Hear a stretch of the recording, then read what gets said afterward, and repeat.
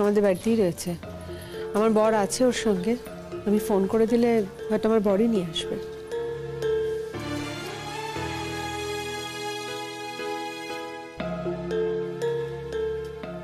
শিমুলকেও তো দেখছি না, পুলিশ যে কখন আসবে কে জানে বলো তো। আর এদিকে দেখো সবাই কিরকম হাসাহাসি করছে, মজা করছে, গল্প করছে।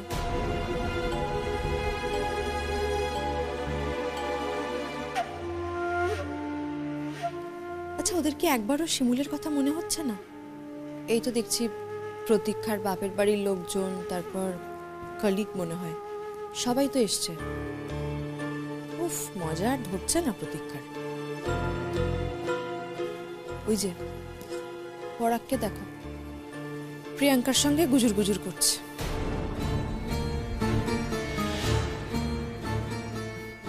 करने दो ना, कुछ देर बाद तो पुलिस चली আসবে रिपोर्ट्स নিয়ে, तभी सब साबित हो जाবে। तब देखो कहाँ का पानी कोথায় গিয়ে দাঁড়ায়। हाँ,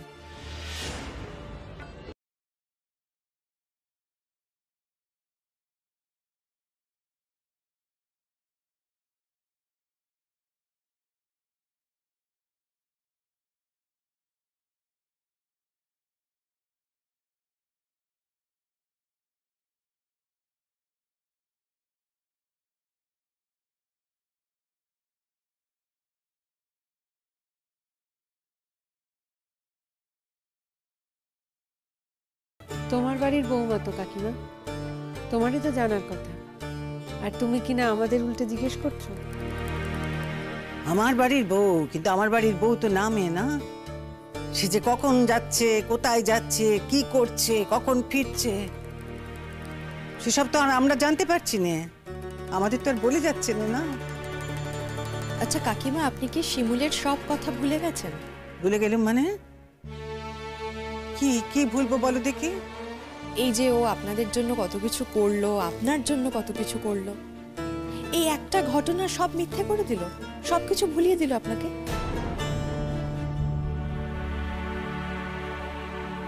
শেষ পর্যন্ত নিজের ছেলেদেরই বিশ্বাস করলেন, তাই না কাকিমা? আপনার একবারও মনে হলো না যে শিমুল এই কাজটা করতেই পারে না? বিশ্বাস অবিশ্বাসের এখানে আর কি রইল? আচ্ছা বলো দেখি, ওই গয়নাগুলো ওই শতদ্রুত ব্যাগের মধ্যে গেল কি করে? বৌমার আলমারি, বৌমা সেই গয়না আলমারি থেকে নিজে বার করেছে, নিজে রেখেছে। আলমারির চাবি তার কাছে থাকে, তাইলে অন্য আর কে সে আলমারিতে হাত দেবে বলো দেখি? কাকিমা, তুমি মনে মনে সত্যিই বিশ্বাস করো যে এই কাজটা শিমুল করেছে? সে ভগবান জানেন, তিনি জানেন যে বিশ্বাস করতে কষ্ট হয়, বিশ্বাস করতে মন চায় না গো। এমন কথা যে কোনোদিনও বিশ্বাস করতে হবে, কিন্তু আমি স্বপ্নেও ভাবিনি। কিন্তু সেই তো আমাকে বিশ্বাস করাতে বাধ্য করলে। पर কাকিমা, আমরা কিন্তু কেউ বিশ্বাস করিনি। শিমুল এই কাজটা করতে পারে না কাকিমা। যদি ওর খুব প্রয়োজন হতো তাহলে ও নিজের গয়না দিয়ে দিত। আপনি তো জানেন ওকে ভালো করে, অন্যের গয়না নিয়ে শতদ্রুকে দেওয়ার কোনো প্রয়োজনই ছিল না ওর। আর আমরা শতদ্রুকে যেটুকুনি চিনেছি তাতে এটুকুনি বুঝতে পেরেছি যে ও যথেষ্ট ভালো বাড়ির ছেলে, ভালো চাকরি করে, ভালো রোজগার করে। অন্যের গয়না নিয়ে সংসার চালাবে এমন ছেলে কিন্তু ওর নয় কাকিমা। সেসব আমি কি করে জানবো বলো দেখি? ও কেন দিয়েছে, কি বৃত্তান্ত, তার মনের মধ্যে কি আছে, কি আমি জানতে পারি? আসলে মানুষের মনের মধ্যে কখনো ঢোকা যায় না, বুঝলে? মনে হয় ওরকম যে খুব ঢুকতে পেরেছি তার মনের মধ্যে, কিন্তু ঢোকা যায় না। বুঝলে, মানুষ চিনতে এত ভুল হয়। এখন চিনে গেছো তুমি ওকে? সে না চিনে আর কি করবো বলো? নিজে হাতে আমাকে চোখে আঙুল দিয়ে চেনালে যে।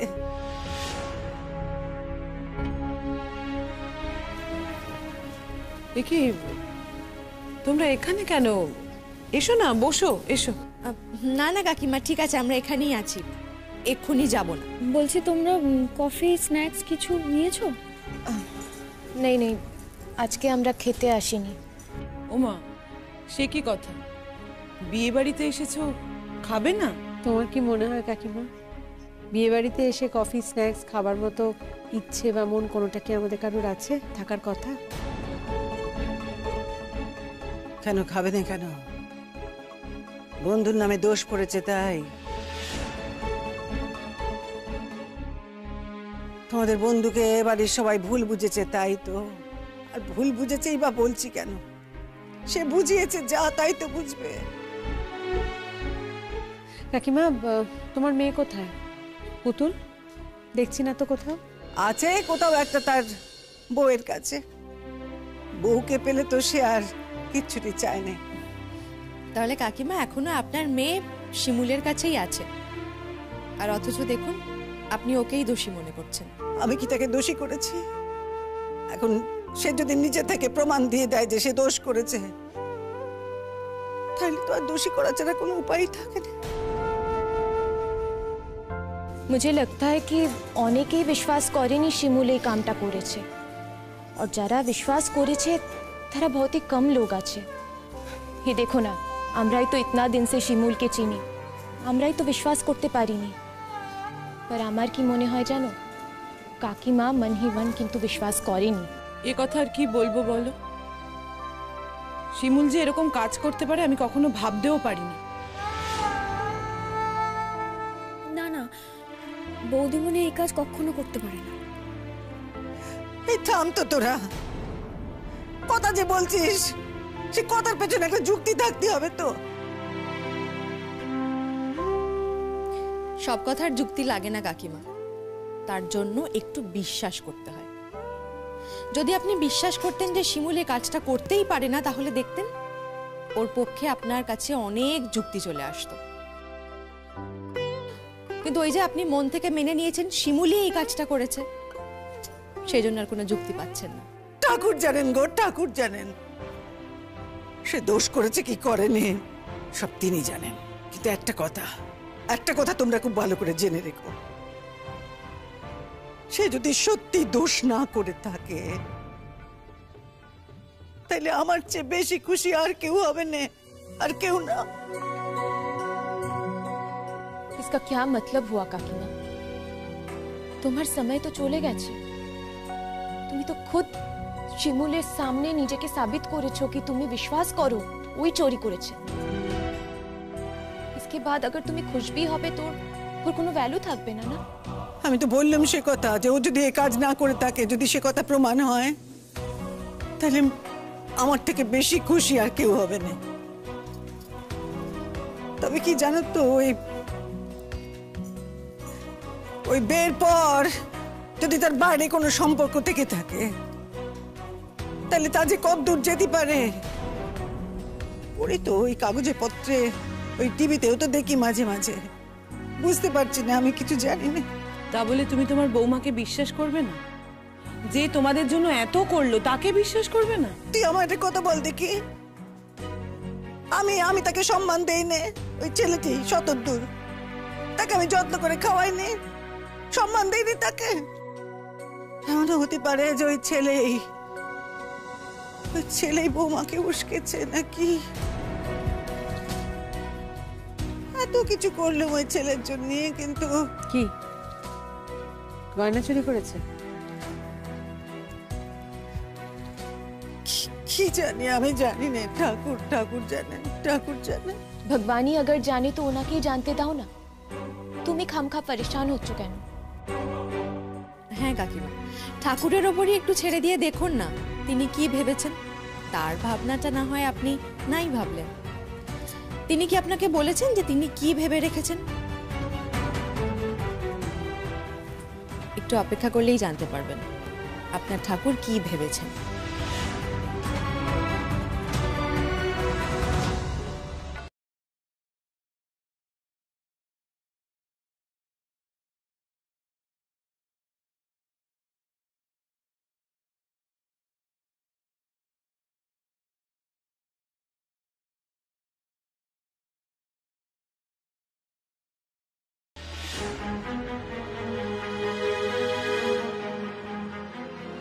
আর তুমি এমন উড়ো জুড়ো হয়ে রয়েছো কেন? শাড়িটা পর্যন্ত বদলাও নে। কি যে বলো মা, আমি কি করে সাজি বলো তো? যেখানে আমি গয়না চুরি করে বয়ফ্রেন্ডকে দিয়ে দিচ্ছিলাম, আবার আমি ধরা পড়ে গেছি।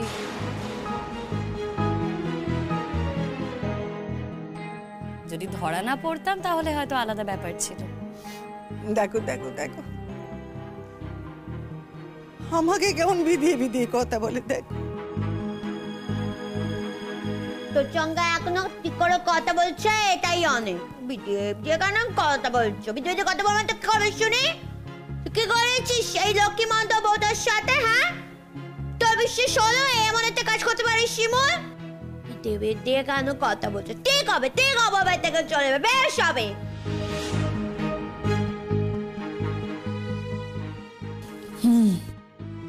দেখো না, দেখো একেবারে দল বেঁধে কি সব বলাবলি করছে। বলতে দাও তো। তবে তুমি আমার সঙ্গে এখন বেশি কথা বলো না পরাক্তা। তোমার বউ চলে এসেছে না এখন? কি বলছো বলো তো তুমি?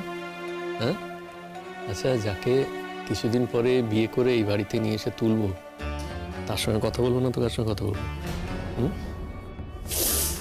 তবে ওর কিন্তু একেবারে জ্বলে যাচ্ছে দেখে। তাই না? জ্বলতে দাও, জ্বলতে দাও, জ্বলুক। শোনো, একই জ্বালা না আমি ভোগ করেছি যখন শতদ্রুর সঙ্গে মেলামেশা করতো। সেই সময় কিন্তু আমারও একই রকম ভাবে খারাপ লাগতো, জ্বলে পুড়ে যেতাম আমি। সেটা নিয়ে কখনো মাথা ঘামিয়েছে? ঘামায়নি তো। আর আজকে যদি ওর খারাপ লাগে তাহলে সেটা নিয়ে আমি বা মাথা ঘামাতে যাবো কেন? শোনো, ও তো নিজেই বলেছে যে ও কালকে চলে যাবে এখান থেকে। আর আমি তোকে আলটিমেটাম দিয়ে দিয়েছি, কালকের মধ্যে যেন ও এখান থেকে চলে যায়। ও যাবার মেয়ে নয় পরাক্তা, তুমি আমার কথাটা মিলিয়ে নিও। কি বলছো বলো তো তুমি? যেতে ওকে হবেই প্রিয়া, যেতে ওকে হবেই, কোনো অপশন নেই। দেখো, তোমার কি মনে হয় আমি একটা চোরের সঙ্গে থাকবো সারাটা জীবন? হতে পারে না তো। আজকে গয়না চুরি করেছে, কালকে যদি আমার বাড়ির সবাইকে হাত পা বেঁধে খুন করে দিয়ে সমস্ত সম্পত্তি দখল করে নেয়, কি হবে তখন? কে গ্যারান্টি দেবে?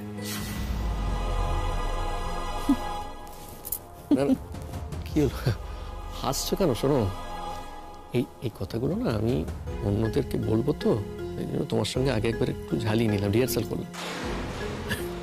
সত্যি হাসছো কেন?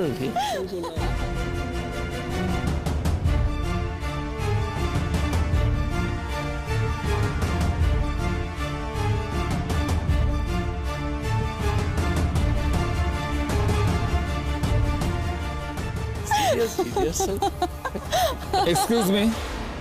হ্যাঁ স্যার, আসুন আসুন। কি ব্যাপার? পুলিশ কেন? স্যার, কি ব্যাপার আপনারা আবার এখানে? মানে আমাদের তো আসার কথাই ছিল। ওই যে হাতের ছাপের ব্যাপারটা, ওটা আমরা জেনে গেছি। সেটা আপনাদের জানাতে এলাম। আমি রিপোর্টটাও নিয়ে এসেছি। স্যার, বলছি রিপোর্টটা কি আমাকে থ্যাংক ইউ।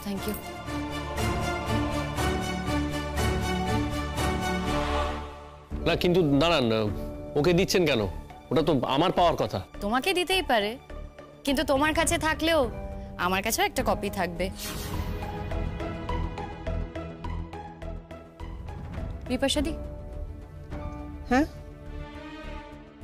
হ্যাঁ, আমি ফোন করে দিয়েছি শতদ্রুকে, চলে আসবে, আশেপাশেই আছে।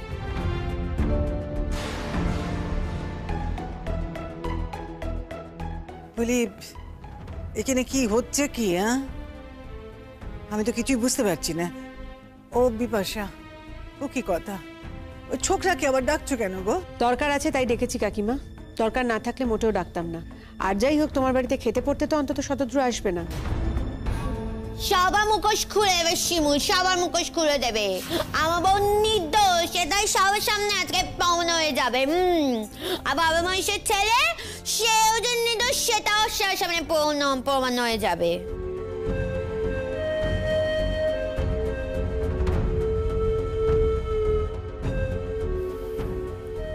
কি ব্যাপার বলতো, বিয়ে বাড়ি ভর্তি লোকের সামনে সবকিছু ফাঁস করবে নাকি? সেটাই করবে দাদা, তোমার বউ বলে কথা এটুকু না করলে হয়? বাড়ি ভর্তি লোকের সামনে আমাদেরকে ছোট করার সব ব্যবস্থা কিন্তু করেই এসেছে। বিয়ে বাড়িটাকে ভণ্ডুল করার সব ব্যবস্থা করে এসেছে, নাহলে গায়ের জ্বালা মিটবে কি করে?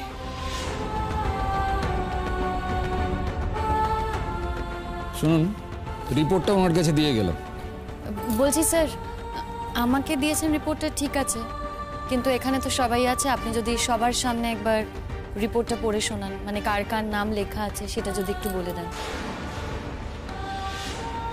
ওই চাবি আর গয়নার বটুয়াতে শিমুল ব্যানার্জির হাতের ছাপ পাওয়া গেছে।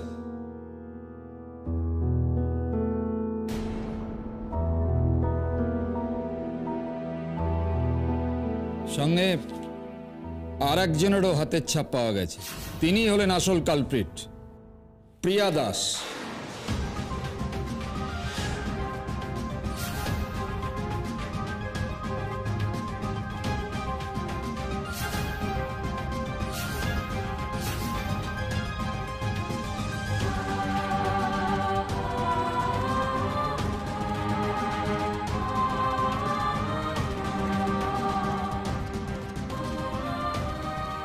এর থেকে বোঝা যায় যে ওই চাবিটা একমাত্র শিমুল ব্যানার্জির কাছেই থাকা উচিত ছিল, কিন্তু ওই চাবি এবং গয়নার বটুয়ায় বাইরের আর একজনের হাতও পড়েছে। তিনি হলেন প্রিয়া দাস। কখনো না, কিছু জানি না।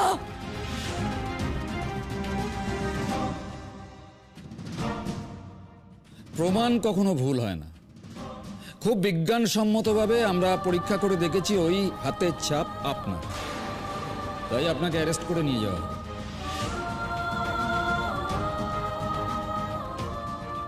স্যার, আরেকজনকে কি করবেন স্যার?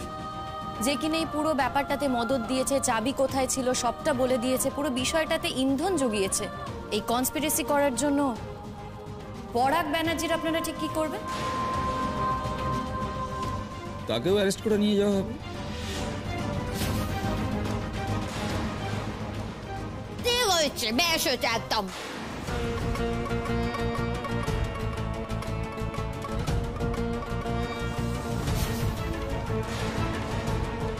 সে কি কথা অফিসার? দেখুন, আপনার ছেলে এত বড় একটা অন্যায় করলো, অন্য একজন ছেলের জীবন শেষ করে দিতে চাইলো, তাকে বিপদের মুখে ঠেলে দিল এবং তার নিজের স্ত্রীকে এত অসম্মান, এত অপমান করলো, তার গায়ে অভিযোগের কালি পর্যন্ত ছেটালো, আর আপনি এখনো বলছেন সে কি অফিসার?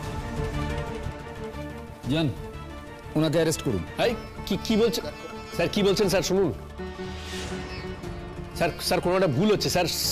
আরে না, আরে ভুল হচ্ছে কিছু একটা। কি করছেন কি?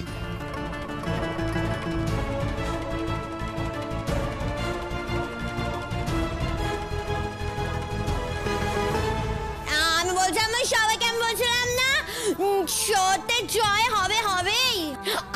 আমার বলছে কোনো অনেক করতে পারে না, সেটা আমি সবাইকে বলেছিলাম আগে। হ্যাঁ, এই যে কে রে, তোর ভাবছিস তুই পাল্টে খাবি? তুই পাল্টে খাওয়া না, তোর পাল্টে বাজি গিরিটা আর কেউ তাল দেবে না, সবাই তোকে বুঝে গেছে।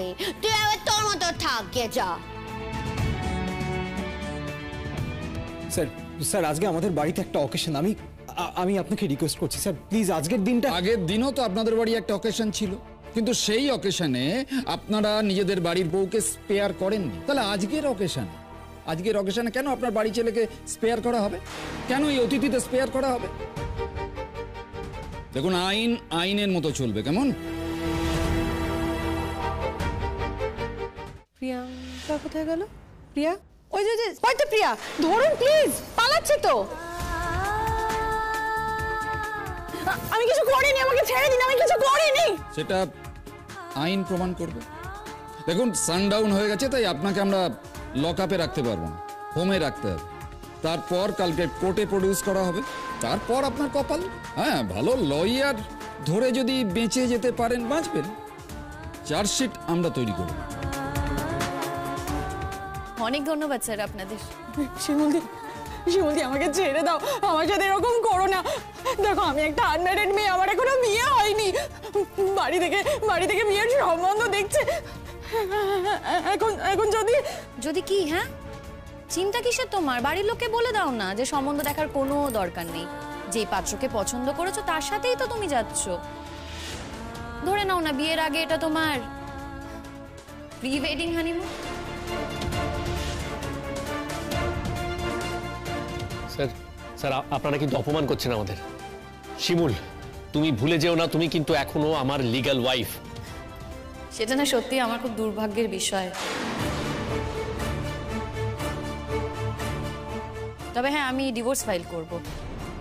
যত তাড়াতাড়ি সম্ভব তুমি সই করে দিও, আর যদি সইটা না করে জল কিন্তু বহু দূর গড়াবে। যাক পরাগবাবু, তাহলে আপনি যে প্ল্যানটা করেছিলেন সেটা সাকসেসফুল হলো না। আর শুধু তাই নয়, আপনি শিমুলের মতো একজন মেয়েকে বউ হিসেবে পেয়েও তার কদরটা বুঝলেন না।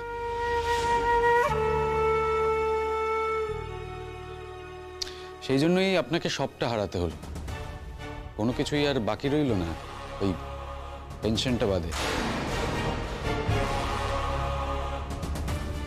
যাকে শিমুল, আমি আসি, তুই আয়, কথা হচ্ছে। হ্যাঁ রে, তুই যা, আমি তোকে জানাবো কাল কখন যাচ্ছি, কি করছি সব জানাবো।